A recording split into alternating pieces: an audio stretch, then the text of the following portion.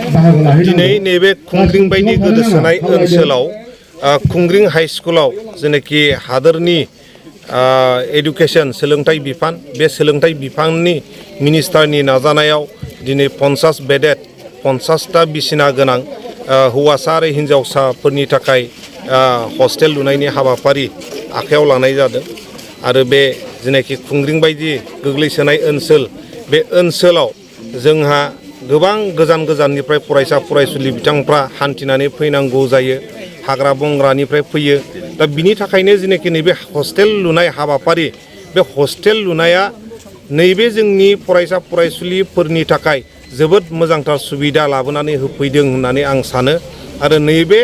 हस्टेलजों लोगोसे जोंनि फरायसुला फरायसुलि बिथांमोनहा मोजाङै फरायनानै गावनि फिउचारखौ गावनि इयुनखौ मोजाङै दानो हागोन होननानै मोजाङै पास खालामनो हागोन होननानै मोजाङै फरायनो हागोन होननानै आं मिजिंथिदों। गिबि गिबियावनो बे सानजौफु समनि आङो नोंथांमोननो गाहाम हामलायनाय जासिग्रोबाय जे दिनैहाय जोंनि खुंग्रिं गोजौ फरायसालियाव बयस एन्ड गार्ल्स 50 बेडेड हस्टेलनि जेनाखि गायसननायनि हाबाफारि बेवहाय सारमोन दहाय बेखेवनानै थांबाय आं सानो माने जोंनि गोदोसोनाय ओनसोल खुंग्रिं बादि ओनसोलाव खुब बेबादि इनस्टिटिउसना प्रयोजन आरो जोंनि गोबांसिन फरायसाफ्रानो गोजान गोजाननिफ्राय हान्थिनानै मर देन 7 किल'मिटार 8 किल'मिटार बेबायदि गोजाननिफ्राय फैयो दा आं सानो माने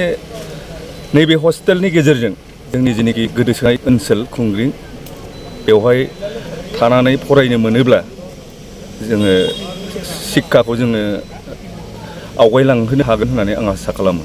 सरकारखौ मा जेनेबा होसो आं सानो माने दिनैहाय नरेन्द्र मदि सार बिथांनि जेनाखि दैदेननाय सरकार जे शिक्षानि सायाव जे खुब इनिसियेटिभ लादों आङो बिथांमोनखौ बाख्नायो आरो इयुनाव आरो बिनिफ्राय गुबुन गुबुन साबसिन मा होनो